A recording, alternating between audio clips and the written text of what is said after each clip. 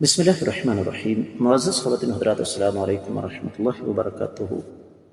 اللہ تعالیٰ کی زمین پر دو ہی قسم کے انسان آباد ہیں، اللہ کو ماننے والے اور اللہ کے باغی اور اللہ کے دشمن۔ رب کائنات نے جہاں پر قرآن مجید میں اپنے دشمنوں پر جگہ جگہ تنقید کی، تنبیہ کی، زجر و توبیخ ہونے کی، ان کی مذمت کی اور ان کا خوفناک انجام بیان فرمایا، وہیں اللہ رب العزت نے قرآن مجید میں بہت سارے مقامات پر اپنے ایمان والے بندوں کی تعریف بھی فرمائی ہے۔ آج کا ہمارا قرآن مجید کا موضوع اللہ کے نیک بندوں کی خوبیوں میں سے پہلی خوبی، کیونکہ آنے والی آیات مبارکات اسی موضوع پر ہیں۔ آئیے سب سے پہلے آیت مبارکہ کی تلاوت کرتے ہیں۔ اعوذ باللہ السمیع العلیم من الشیطان الرجیم۔ بسم الله الرحمن الرحيم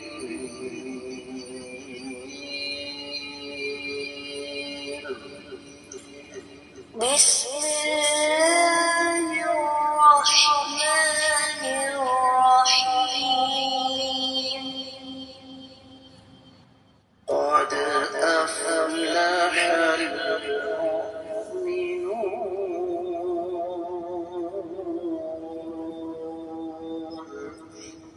قد أفلح المؤمنون۔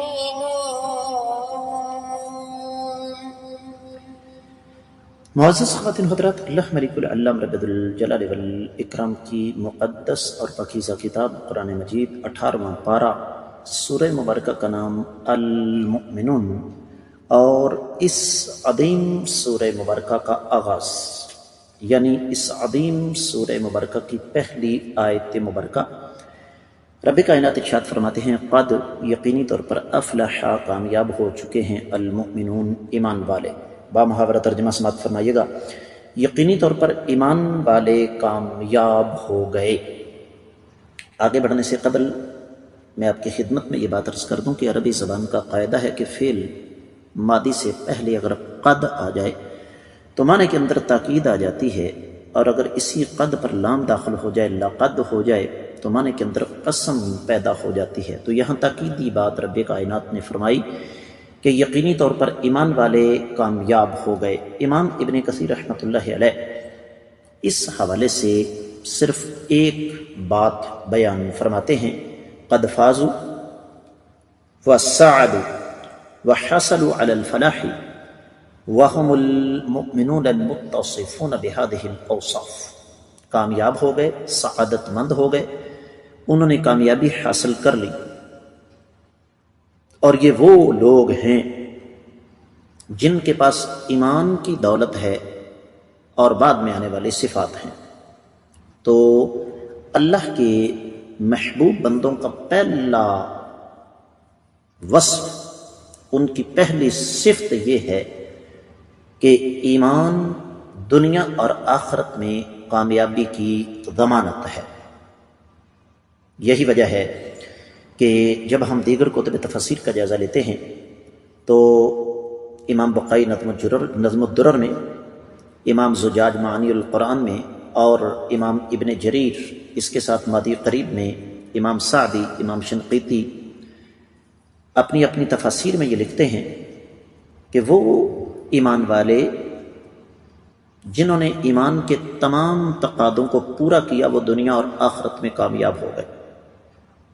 تو اس کا مطلب کیا ہوا کہ ایمان والوں کا پہلا وصف یہ ہے کہ وہ ایمان کے تمام تقاضوں کو پورا کرنے کے بعد اللہ ملک العلام رب الجلال والاکرام کی طرف سے خوشخبری کے حقدار ہیں کہ جاؤ، میں رب کائنات تمہیں یہ بشارت دے رہا ہوں کہ تم کامیاب ہو گئے ہو۔ یہی وجہ ہے کہ واحد و تفسیر نے اس حوالے سے ایک بڑی پیاری بات لکھی ہوئی ہے۔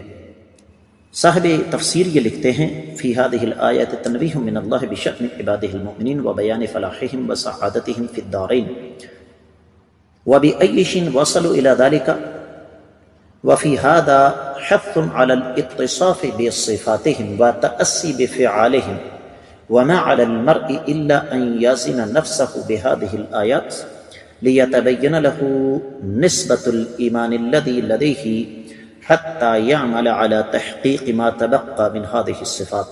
عبارت بڑی پیاری تھی، میں نے عربی میں پڑھ دی۔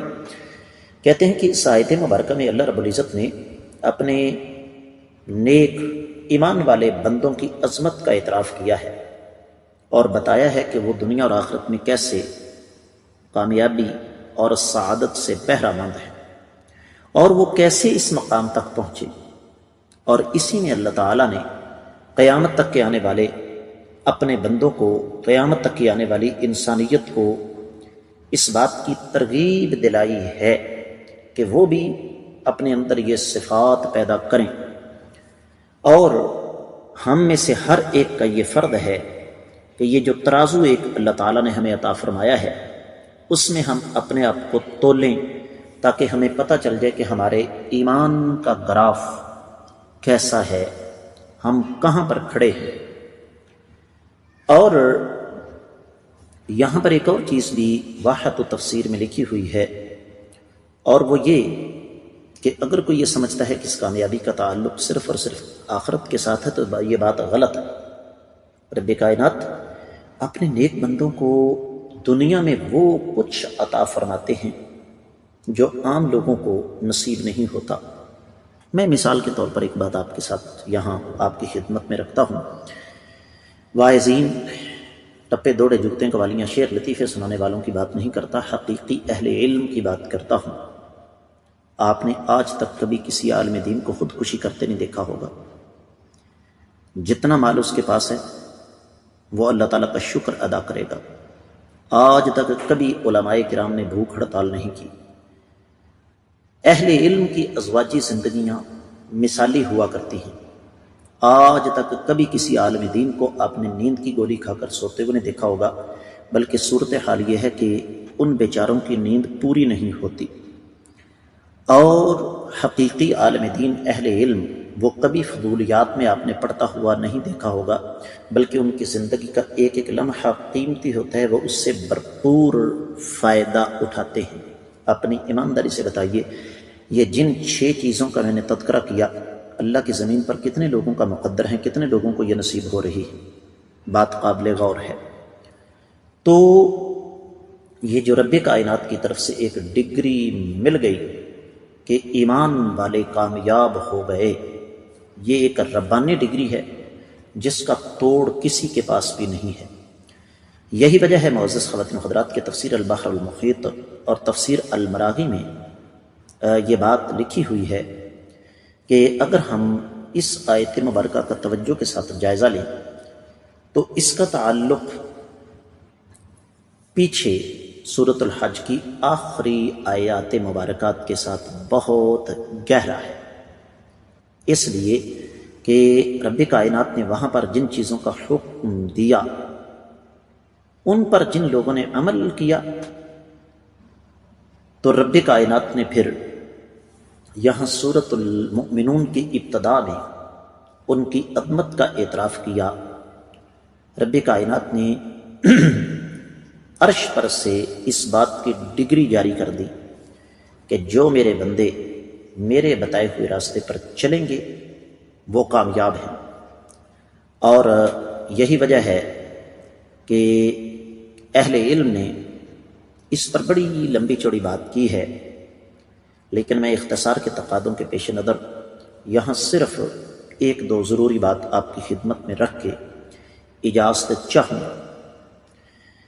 اللہ اکبر۔ معزز خواتین و حضرات، میں اور آپ اس دنیا میں رہتے ہوئے ہمارا ہر ایک کا کامیابی کا اپنا اپنا ایک معیار ہے، لیکن کبھی ہم نے اس بات پر غور کیا کہ اللہ کے نزدیک کامیابی کا معیار کیا ہے؟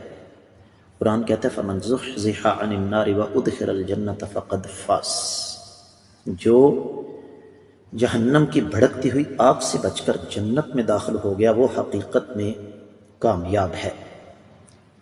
اور رب کائنات نے بین السطور یہاں پر مجھے اور آپ کو یہ سمجھا دیا ہے کہ میرے بندو، جب تم میرے بتائے ہوئے راستے پر چلو گے تو پھر وہ کامیابی تمہارا مقدر ہوگی جو اللہ تعالیٰ کا معیار ہے۔ اختتام کی طرف بڑھتے ہوئے ماضی قریب کی ایک عظیم علمی شخصیت حافظ صلاح الدین یوسف رحمہ اللہ کی ایک بات نقل کر کے اپنے آج کے سبق کو روکتے ہیں۔ فرماتے ہیں فلاح کے لغوی معنی ہیں کسی چیز کو چیرنا، کاٹنا۔ کاشتکار کو فلاح کہا جاتا ہے، اور کس وجہ سے کہا جاتا ہے کہ وہ زمین کے سینے کو پھاڑ کر اس میں بیج بوتا ہے۔ شریعت کی نظر میں کامیاب وہ ہے جو دنیا میں رہ کر اپنے رب کو راضی کر لے اور اس کے بدلے میں آخرت میں اللہ تعالیٰ کی رحمت اور مغفرت کا حقدار قرار پائے۔ اور جب انسان اس راستے پر چل پڑتا ہے تو عام طور پر رب کائنات دنیا کی سعادت و کامرانی اس کو بونس میں عطا فرما دیتے ہیں۔ دنیا کی سعادت اور کامرانی مال و دولت، سیم و زر کے خزانے، زمینیں، جائیدادیں، مربع، کوٹھیاں، کاریں، بنگلے، پلاٹ، لمبا چوڑا بینک بیلنس نہیں، بلکہ سب سے بڑی کامیابی یہ ہے کہ انسان کے پاس تھوڑا ہو یا زیادہ، انسان اس پر اللہ تعالیٰ کا شکر ادا کرے۔ تو رب کائنات نے فرمایا کہ ایمان والے کامیاب ہو گئے۔ حافظ صاحب لکھتے ہیں کہ آیت مبارکہ میں ان مومنوں کو کامیابی کی نوید سنائی گئی ہے جو ایمان کے تقاضوں پر پورا اترتے ہیں۔ معزز خواتین و حضرات، قرآن مجید کے سفر میں سورۃ المؤمنون آج ہم نے شروع کی۔ یہ سفر ابھی جاری ہے۔ آج کی آیت مبارکہ کی مختصر تفسیر ان الفاظ کے ساتھ ہی ہو گئی مکمل۔ اللہ نے چاہا تو انشاءاللہ ہم اگلا سبق کل پڑھیں گے۔ السلام علیکم ورحمۃ اللہ وبرکاتہ۔